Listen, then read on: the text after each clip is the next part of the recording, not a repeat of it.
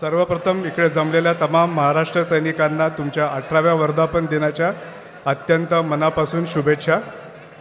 तुम्ही सगळे सेटल झालात असं गृहीत धरतो आणि आज साहेबांच्या परमिशननी एका महत्त्वाच्या विषयावरच तुमच्या सगळ्यांशी संवाद साधायचा आहे. तो म्हणजे सोशल मीडियाचा वापर किंवा राजकीय कार्यकर्त्यांनी सोशल मीडियाचा वापर कसा करावा.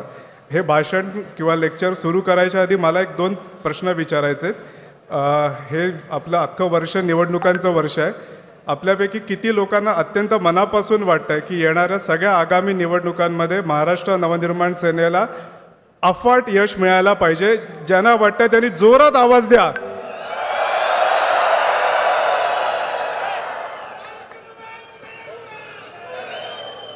ओके, हा तुमचा आवाज फार सुंदर आहे, दणदणीत आहे. याच्यासाठी तुम्हाला एक सगळ्यात महत्त्वाची गोष्ट सांगतो की तुम्ही बाकी तुमची सगळी राजकीय लढाई, राजकीय स्ट्रॅटेजी, बाकी साहेब जे आदेश देतील त्या पद्धतीने काम कराल. पण जर निवडणुका जिंकायच्या असतील आज नाही पुढच्या कुठल्याही काळामध्ये, तर तुम्हाला पहिली गोष्ट अत्यंत महत्त्वाची करायला लागेल.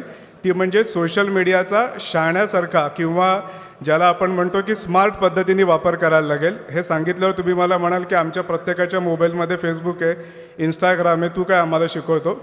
तर तुम्हाला एक सांगतो की तुम्ही ज्या पद्धतीने वापर करताय तो वापर आपल्याला पुरेसा नाही. ज्या पद्धतीचं घवघवीत यश मिळवण्याची क्षमता आपल्या पक्षामध्ये आहे, आपल्या नेत्यामध्ये आहे, तसं जर यश हवं असेल आणि जर त्याला आपल्याला साहेबांना सहकार्य करायचं असेल तर तुम्हाला सोशल मीडियाचा वापर हा स्मार्टली करायला लागेल. आता स्मार्टली करण्याच्या आधी मी या गेले 10 वर्ष महाराष्ट्र नवनिर्माण सेनेच्या सोशल मीडियाच्या वापराबद्दल बघितलं तर मला 3 प्रकारचे प्रवाह जाणवतात. एक की जे सोशल मीडियावरच नाही आहेत. 2 ज्यांनी फक्त स्वतःची सोशल मीडियावरती अकाउंट उघडून ठेवलेली आहेत पण ती दुसऱ्याच्या आयुष्यामध्ये काय चाललं आहे हे बघण्यासाठी चाललं आहे. अच्छा, यांनी ही पोस्ट टाकली का, यांनी हे लाईक केलं का, बरं, मग त्याचे स्क्रीनशॉट काढायचे. आणि तिसरे की जे त्यांच्या परीने खूप जेन्युइनली त्याचा वापर करतायत आणि त्यांना असं वाटतं की जे आम्ही करतोय ते एकदम सर्वोत्तम आहे.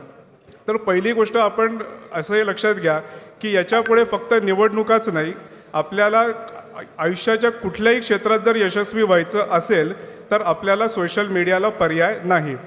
आता तुम्ही म्हणाल की सोशल मीडियाला पर्याय नाही, हे म्हणण्याच्या मागचा लॉजिक काय? तर मी तुम्हाला एक स्टॅटिस्टिक्स सांगतो आणि ते स्टॅटिस्टिक्स पाहिल्यानंतर तुम्हाला पटेल. साधारणपणे भारतामध्ये 2014-15च्या दरम्यान स्मार्टफोन हा प्रकार यायला सुरुवात झाली.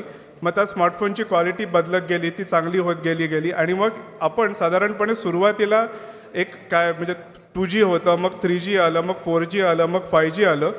आपण एक पहिल्यांदा दिवसाला अर्धा ते 1 तास म्हणजे 2014 आणि 15ला आपण दिवसाला अर्धा किंवा 1 तास हा सोशल मीडियावरती किंवा स्मार्टफोनवरती द्यायचो, ज्याला आपण स्क्रीन टाईम म्हणतो. म्हणजे सारखा मोबाईल काही झालं, वेळ मिळाला, काहीतरी काढला, मोबाईल बघितला, काहीतरी स्क्रोल केलं, काहीतरी लिहिलं, टाईप केलं.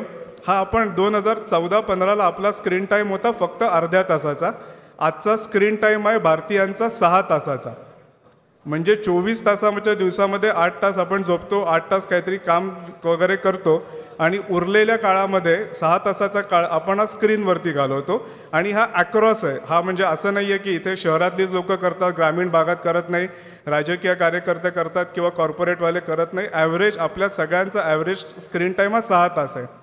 आता 6 तास जर माझी मानच त्या स्क्रीनच्यामध्ये पूर्ण वेळ अडकून पडणार आहे आणि मला आसपासच्या माणसाकडे बोलण्याकडे लक्ष द्यायला किंवा त्याचं ऐकून घ्यायला वेळ नाही आहे किंवा आपण एवढी मोठी होर्डिंग्ज लावतो, एवढ्या सभा घेतो, हे करतो, ते सगळं मला ऐकायचंच नाही. कारण मला जे त्या स्क्रीनमध्ये दिसणार आहे तेच जर माझ्यासाठी अंतिम असेल आणि तेच मला बघायचं असेल तर तुम्हाला त्या स्क्रीनमध्ये त्या लोकांचं अटेन्शन घ्यावं लागेल. आता मी मगाशी म्हटलं तसं की इथे 3 कॅटेगरी आहेत. त्याच्यातली जी काही एक तिसरी कॅटेगरी आहे की जे म्हणतात की आम्ही सोशल मीडियावर आहोत आणि आम्हाला माहिती आहे आम्हाला काय करायचं आहे. तर तुम्हाला एक गोष्ट सांगतो की ज्या वेळेला मी तुम्हाला असं सांगतो की 6 तासाचा स्क्रीन टाईम आहे, तो 6 तासाच्या स्क्रीन टाईममध्ये पूर्वी फक्त फेसबुक होतं. 2014 साली फेसबुकवरती लोकांची संख्या होती 7 कोटी. त्यावेळेला इंस्टाग्रामवरती संख्या होती 50 लाख. 2024ला फेसबुकचे भारतामधले वापरकर्ते आहेत साधारणपणे 32 कोटी. इंस्टाग्राम 50 लाख होते, ते 52 कोटी झालेत. ट्विटर 27 कोटी झालेत. त्याच्या जोडीला 250-300 रुपयामध्ये मिळणारं ॲमेझॉन प्राईम आहे किंवा हॉटस्टार आहे, अशी ढिगांनी OTT प्लॅटफॉर्म्स आहेत, व्हॉट्सॲपवरती येणारे फॉरवर्ड्स आहेत. साधारणपणे तुम्ही आणि मी 2 चुका करतो की सगळेच जण, म्हणजे मी पण करतो बऱ्याच वेळेला, की उठल्यापासून सगळ्यांना बिझी ठेवतो की काहीतरी गुड मॉर्निंगचं मेसेज पाठव, मला काहीतरी मेसेज आला तो दानकान फॉरवर्ड कर. ॲव्हरेज भारतीय माणूस दिवसाला कमीत कमी 300 मेसेजेस त्याच्या मोबाईलमध्ये येतात. 300 म्हणजे 300 लोकांकडनं येत नाहीत, पण 300 मेसेजेस येतात. आता साधारणपणे असा एक विचार करा की 300 मेसेजेस मला बघायचे आहेत, तर मी 30 सेकंद दिले तर माझ्या दिवसातली मी ॲव्हरेज 90 मिनटंही घालवली. त्याच्याशिवाय माझ्याकडे यूट्यूब आहे. यूट्यूबचा एक आकडा सांगतो, जगभरामध्ये दिवसाला 7,20,000 तासांचा यूट्यूबवरती कॉन्टेंट अपलोड होतो. त्याच्यामधलं 20% भारतातला होतो. म्हणजे दिवसाला 1.5 लाख तासांचा कॉन्टेंट यूट्यूबवर येतो. आपण सगळे जे काही शॉर्ट्स बघत बसतो यूट्यूबवरती किंवा व्हिडिओज बघत बसतो, एक ॲव्हरेज असं सांगितलं जातं की भारतातल्या कुठल्याही यूट्यूब बघणाऱ्या माणसाला त्याच्याकडे जे काही त्याचे अल्गोरिदम सेट करून दिलेले आहेत त्या लोकांना आणि सांगितलं आहे की मला या खेळामध्ये या पद्धतीचा कॉन्टेंट दाखव, हे दाखव, तर आपल्याला दिवसाला 15 तासाचा कॉन्टेंट दिसत राहतो. आता तुम्ही विचार करा, मला दिवसाचा स्क्रीन टाईम 6 तास, त्याच्यामध्ये मला 15 तासाचा यूट्यूबचा कॉन्टेंट समोर येतो आहे.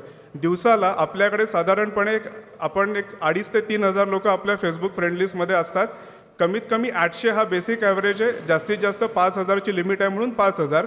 300 लोक आपल्यामधले काही ना काहीतरी पोस्ट करत राहतात. सो त्या 300 लोकांचा अपडेट मला बघायचा आहे. मी ज्यांना ट्विटरवर फॉलो करतो ते बघायचं आहे, ज्यांना इंस्टाग्रामवर फॉलो करतो ते बघायचं आहे. त्याच्याशिवाय मला माझ्या प्रत्येक मूड असतात.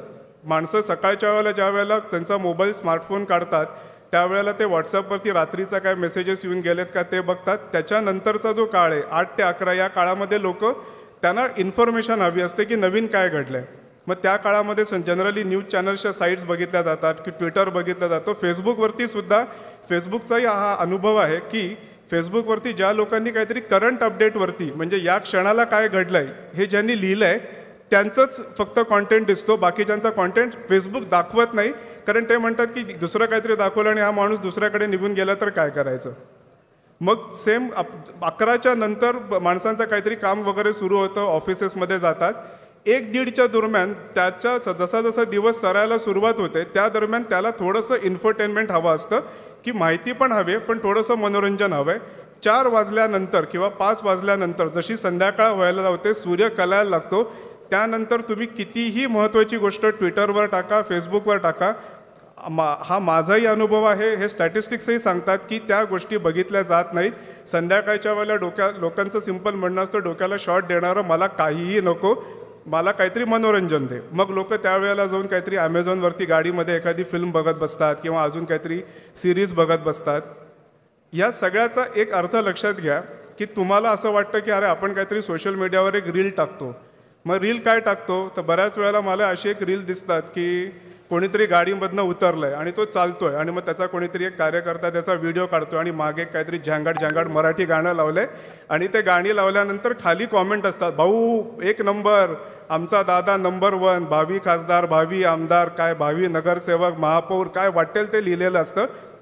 आपण आपल्या भावकीमध्येच रमलेलो असतो. आपल्याला सिंपल असं वाटतं की अरे आपण हे व्हिडिओ टाकला. ती स्टोरी ज्या वेळेला सामान्य प्रेक्षक बघतो, एक गोष्ट विसरून म्हणजे आपण पहिली लक्षात ठेवा की जे काही तुम्ही सोशल मीडियावर टाकणार आहात ते माझ्या ग्रुपमधल्या 300 लोकांसाठी मला टाकायचं नाही आहे. कारण मी मगाशी म्हटलं तसं की जर 6 तास माणसं स्क्रीनमध्येच मान घालणार आहेत तर त्या स्क्रीनमध्ये तुमच्याबद्दल त्याला काय दिसतं याच्यावरती तो तुमचं मत ठरवणार आहे. त्याला जर असं दिसलं की गाडीमधनं खाली उतरतोय, कॉलर उडवतोय किंवा गॉगल लावतोय तर त्याला एवढंच कळेल की या माणसाकडे गॉगल आहे, याच्याकडे चांगले कांजी केलेले कपडे आहेत आणि याला गाड्यांमधनं उतरता येतं. याच्या पलीकडे तुमच्याबद्दलचं कुठलंही परसेप्शन तयार होणार नाही. आता तुम्ही म्हणाल की नाही तरी पण आम्ही हे करत राहू, नो प्रॉब्लेम, शुभेच्छा आहेत, ते करत राहा. याचा एकच तोटा तुम्हाला असा होईल की हळूहळू ही माध्यमं तुम्हाला दाखवणं बंद करून टाकतील. आता ही बंद का करतील म्हणजे थोडेसे टेक्निकल टर्म्स आहेत पण हे प्लीज समजून घ्या. एक शब्द आहे, हा शब्द तुमच्या माझ्या सगळ्यांच्या बोकांडी ज्यांना ज्यांना आयुष्यामध्ये व्यवसायात राजकारणात यशस्वी व्हायचं आहे त्यांच्या बोकांडी हा शब्द बसणार आहे. त्या शब्दाचं नाव आहे अल्गोरिदम. अल्गोरिदम या शब्दाचा सोपा अर्थ असा आहे की फेसबुकनी तुमच्याकडनं माझ्याकडनं आजपर्यंत 1ही रुपया घेतलेला नाही. ओके, आपण बघा कसं आहे, 7,20,000 तासांचा कॉन्टेंट यूट्यूबवर मी टाकतो, पण यूट्यूब माझ्याकडे पैसे नाही मागत आहे की अरे तू एवढा कॉन्टेंट टाकतोस, पैसे काढ चल. किंवा आपण डेट ठेवून फोटोग्राफ टाकतो फेसबुकवरती, काय 20-20, 25-25 फोटोग्राफ टाकले, दनादन पोस्टी लिहिल्या, काही केलं. फेसबुक आपल्याकडनं पैसे घेत नाही, ट्विटर आपल्याकडनं पैसे घेत नाही, इंस्टाग्राम आपल्याकडनं पैसे घेत नाही, कोणीच पैसे घेत नाही. पण 7,20,000 तासाचा रोजचा कॉन्टेंट कुठेतरी सेव्ह करून ठेवायला लागत असेल, तो एकदा आला की तो आयुष्यभर तिकडेच राहतोय. याचा अर्थ तुमच्या माझ्या या सगळ्या हौशी मौजींसाठी कोणीतरी लाखो डॉलर्स खर्च करत आहे आणि ते फुकट करत नाही आहे. ते आपल्याला सांगतात की आता तुझ्यासाठी मी एवढे पैसे खर्च केलेत ना, आता एक काम कर की आता तू दिवसभर माझ्या त्या फेसबुकवरती, ट्विटरवरती, इंस्टाग्रामवरती, कशावर तरी सातत्याने तिथेच टिकून राहा. तुमच्यापैकी आय एम शुअर जे कोणी आत्ता साधारणपणे 25-30 वयोगटातले असतील त्यांना नेटफ्लिक्स हे प्रकार माहिती असेल की एक ॲप आहे ज्याच्यावरती सिनेमा लागतो. आत्ता नेटफ्लिक्सच्या जो CEO कम त्याचा फाउंडर आहे त्याची एक मुलाखत झाली. त्या मुलाखतीमध्ये त्याला एक प्रश्न विचारला की तुझ्या मते नेटफ्लिक्सचा सगळ्यात मोठा शत्रू कोण किंवा कॉम्पिटिटर कोण, स्पर्धक कोण. तर ज्या वेळेला प्रश्न विचारल्यावर त्यांनी पण पॉज घेतला. तर तो पॉज घेतल्यावर मला पहिल्या डोक्यात असा एक विचार आला की हा काहीतरी म्हणेल की हा ॲमेझॉन आहे, नाही हॉटस्टार आहे, असं काहीतरी सांगेल. कारण आता उद्या समजा विचारलं आपल्या पक्षाचा स्पर्धक कोण, तर आपण इतर राजकीय पक्षांचीच नावं घेणार, आपण असं नाही ना सांगणार. त्यांनी शांतपणे आणि अत्यंत थंड डोक्याने एक उत्तर दिलं, माणसाची झोप. तुम्ही जर झोपलात तर तो म्हणतो की तुम्ही माझा कॉन्टेंट कन्झ्युम करणार नाही, सो तुम्हाला मला खिळवून ठेवायचं आहे, तुम्हाला आतमध्ये अडकून ठेवायचं आहे. फेसबुकचं म्हणणं इतकंच आहे की तुमच्यासाठी मी गेले 8, 10, 12 वर्ष जेव्हापासून प्रत्येकाने ज्याचं केव्हा अकाउंट उघडलं असेल तुम्हाला फुकट हाऊसमाऊस करायची सोय लावून दिलेली आहे. आता त्याचे पैसे मी जाहिरातदारांकडनं वसूल करणार. मग जाहिरातदार विचारतो केतन जोशी फेसबुकवरती किती तास असतो, मग असा आकडा येतो की तो 20च मिनटं असतो, पण तो 4 महिन्यापूर्वी अर्धा तास असायचा. का अर्धा तास असायचा? त्यावेळेला त्याला काहीतरी एक विशिष्ट पद्धतीचा कॉन्टेंट आवडायचा, तो दिसायचा. तिथून सुरुवात होते तुमच्या अल्गोरिदमच्या खेळाला. तुमच्या माझ्या सगळ्यांच्या फेसबुकमध्ये 500, 1000, 2000, 3000 मित्र असतात. तुम्हाला त्याच्यातला फक्त 300 लोकांचा कॉन्टेंट दिसतो, कारण त्या 300 लोकांच्या कॉन्टेंटला जेव्हा तुम्ही एखाद्याला आता इकडनं गेल्यानंतर तुम्हाला ज्यांनी कोणी फ्रेंड रिक्वेस्ट पाठवली असेल त्याला बघा, तुम्ही स्क्रोल करता आणि तुम्हाला तुम्ही ज्या ठिकाणी तुमचे आयबॉल्स, तुमची बुबुळं 30 सेकंदाच्या वर जास्त थांबतात त्या ठिकाणी ते सांगतात तिथे फेसबुकच्या कुठल्या तरी सर्व्हर्समध्ये ज्याला रेकॉर्ड होतं की केतनला या माणसाच्या कॉन्टेंटमध्ये इंटरेस्ट आहे. आणि ज्या वेळेला असं 8 ते 10 वेळा मी 30 सेकंद तिकडे थांबतो त्यावेळेला असं रजिस्टर होतं की याचाच कॉन्टेंट दाखवायचा, कारण केतन आतमध्ये आला आणि त्याला जर दुसरं काहीतरी दिसलं आणि तो निघून गेला तर काय करायचं. मुद्दा असा की तुम्हाला ज्या वेळेला वाटतं की आपण काहीतरी रील्स टाकतो, आपण काहीतरी करतो, त्या गोष्टींमध्ये जर स्टोरी नसेल, तुमच्याकडे ते त्याच्यामध्ये सांगण्यासारखी एक कथा नसेल तर लोक ती गोष्ट बघणार नाहीत, ती सोडून देतील. मी मगाशी जे उदाहरण दिलं की जे फक्त आपल्याच पक्षात नाही ते सार्वत्रिक दिसतंय दुर्दैवानी, की रील्स टाकायचं म्हणजे काय तर एक माझे म्युझिक लावायचं, गाडीतनं उतरल्याचा, याचा त्याचा असा एकदम केसाचा तुरा काढल्याचा, गॉगल लावल्याचा. या व्हिडिओजनी तुमची इमेज अजिबात होणार नाही, कारण हा जो बाहेरचा वर्ग आहे, परत पक्षामधले तुमचे समर्थक, तुमच्या आसपासचे लोक हे तुमचं कौतुक करतील, सांगतील भाऊ त्याला 5000 व्ह्यू आले बरं का, त्याला 50,000 व्ह्यू आले बरं का. ते आपल्याच घरातली माणसं आहेत. आपल्याला आपल्या घरातल्या माणसांच्या पलीकडचं कौतुक पाहिजे, त्यांच्या मनात जागा केली तर आपल्याला या सगळ्या लोकांना कॅप्चर करणं शक्य आहे. तिसरी गोष्ट, जर अजून एक गोष्ट की बघा आपल्याला आपण म्हणतोय काय की महाराष्ट्र नवनिर्माण सेना हा तरुणांचा पक्ष आहे. आता या वयाची आपण साधारणपणे व्याख्या करायला जर गेलो तर ती 18 पासून 40-45 पर्यंत येते, कारण हल्ली माणसं 80 वगैरे जगतात, त्यामुळे निम्मा वय म्हटल्यावर 40-45 हे तरुण वय येतं. आता हा तरुण माणूस जिथे आहे त्या ठिकाणी आपण आहोत का याचा पहिला विचार करा. दुर्दैवाने महाराष्ट्र नवनिर्माण सेनेमध्ये मला अत्यंत कमी लोक इंस्टाग्रामवरती आढळतात. जी जनरेशन 1996ला जन्माला आली ते 2010 पर्यंत, ज्यांना जेन झी असं म्हणतात, त्या जनरेशन ही 100% इंस्टाग्रामवरती आहे, कारण फेसबुक हे त्यांच्या मते म्हाताऱ्या लोकांचं पेज आहे, असल्या ठिकाणी त्यांना जायला इंटरेस्ट नसतो. कंप्लीट व्हिज्युअल माध्यम आहे. स्टोरी तुम्हाला व्हिडिओ टाकायचा आहे. आता कालच एक शालिनीताईंचा व्हिडिओ आम्ही पाहिला आणि तो आम्ही शेअर केला. काल त्या नाशिकला येत असताना त्यांनी एका ठिकाणी एका पेट्रोल पंपावर त्या गेल्या आणि त्यांना असं कळलं की तो पेट्रोल पंप पूर्णपणे महिलाच चालवतात. आता नेमका कालचा दिवस महिला दिनाचाच होता. त्यांनी त्यांच्याबरोबरचा एक छोटासा 30 सेकंद 1 मिनिटाचा व्हिडिओ केला आणि तो टाकला. आज सकाळी ज्या वेळेला आम्ही व्हिडिओ बघत होतो की आपल्या व्हिडिओला काय काय रिस्पॉन्स आला, तर सरप्रायझिंगली त्या व्हिडिओला खूप रिस्पॉन्स आला, कारण त्याच्यामध्ये स्टोरी वेगळी काहीतरी माहिती होती. म्हणजे टिपिकल समजा शुभेच्छाच दिल्या असत्या, तेच दिल्या असतं तर कदाचित त्याला आलं नसतं. त्याच्यामध्ये काहीतरी नॉवेल्टी होती, की काहीतरी वेगळे पण होतं, की अरे वा, लोकांना नवीन माहिती हवी असते. लोक कुठल्याही माध्यमांवरती जाताना एकतर माहितीसाठी येतात किंवा मनोरंजनासाठी येतात किंवा दोन्हीच्या मिक्सचरसाठी येतात. याच्यातलं आपण जर काहीच देणार नसू तर आपल्याकडे लोक येणार नाहीत, आपल्याला लोक बघणार नाहीत. सो पहिली गोष्ट, तुमच्यापैकी सगळ्यांना इंस्टाग्रामवर यावं लागेल. इंस्टाग्रामवर येण्याच्यासाठीचं सगळ्यात महत्त्वाचं कारण मी मगाशी सांगितलेलं परत 2दा सांगतोय. 52 कोटी लोक आज भारतामधली इंस्टाग्रामवरती आहेत. आणि हे सांगताना एक महत्त्वाची गोष्ट लक्षात ठेवा, जगातला समजा असं आपण धरू की बाबा जगामध्ये भरपूर जे काय सेलिब्रिटीज आहेत, पॉलिटिशियन्स आहेत, त्या सगळ्या सेलिब्रिटी आणि पॉलिटिशियन्समध्ये इंस्टाग्रामवरती म्हणजे तरुण पिढीला ज्या माध्यमावर ते सगळ्यात जास्त असतात तिकडे पहिल्या 25मध्ये एकही पॉलिटिशियन नाही आहे. भारतातला पण नाही, कोणीही. भारताचा पंतप्रधान पण पहिल्या 25मध्ये नाही. पहिल्या इंस्टाग्रामच्या याच्यामध्ये क्रिस्टियानो रोनाल्डो आहे, ज्याला 66 कोटी फॉलोअर्स आहेत.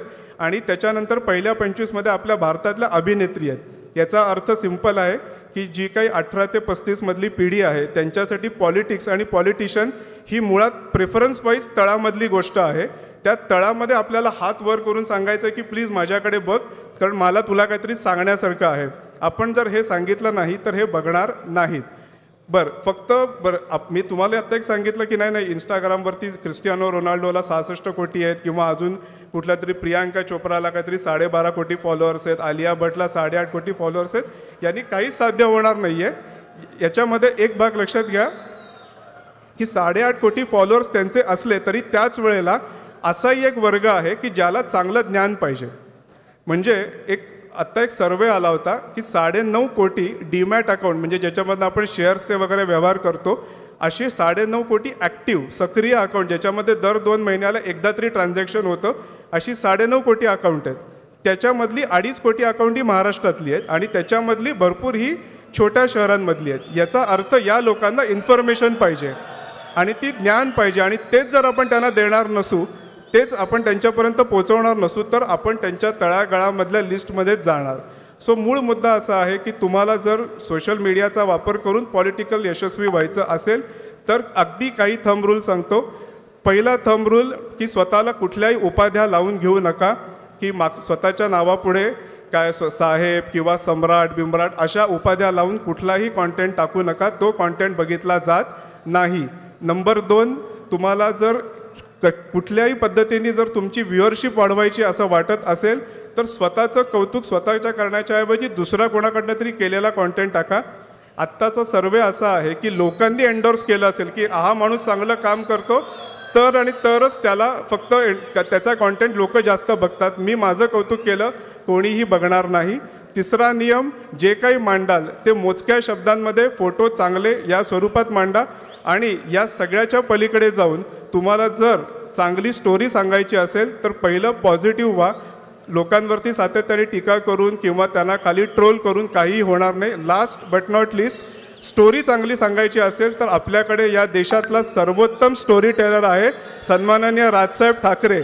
ते प्रत्येक गोष्ट कशी मांडतात त्याचा विचार करा, त्या पद्धतीने स्टोरी मांडा. आणि जर हे करू शकलात तर माझ्यावर विश्वास ठेवा की या पक्षाला जे अफाट यश मिळणार आहे त्या यशामध्ये तुम्ही सगळ्यांनी केलेल्या सोशल मीडिया वापराचा अत्यंत महत्त्वाचा आणि मोलाचा वाटा असेल. धन्यवाद. जय हिंद, जय महाराष्ट्र.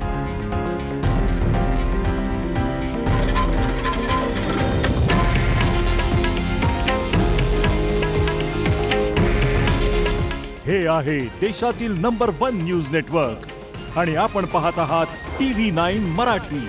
काळजी तुमची, हित महाराष्ट्राचं.